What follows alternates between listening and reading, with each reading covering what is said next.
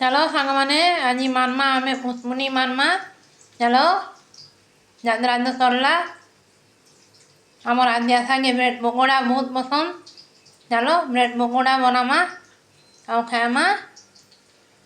कितने ना खाए मुरे आदेशा ब्रेड पकोड़ा आदेशा कितने ना खाए मु न्यूने यार निंदा बोलती आदेशा न्यूने यार निंदा केंदा ना निंदा बोल हेंदा कन्फ्यूज ही जाऊँ जुगे कन्फ्यूज ही जाऊँ चलो संग माने हेला लगे देखमा हमार गरमा गरम ब्रेड पकोड़ा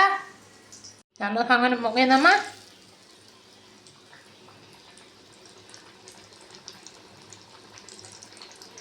ये गला आमर सैंडविच ब्रेड पकोड़ा रेडी केंदा हेला कहबे सांग माने आपण माने भी खाई आसुन आओ आपण मानकु पुष्मुनीर अनेक अनेक शुभेच्छा आओ शुभ कामना।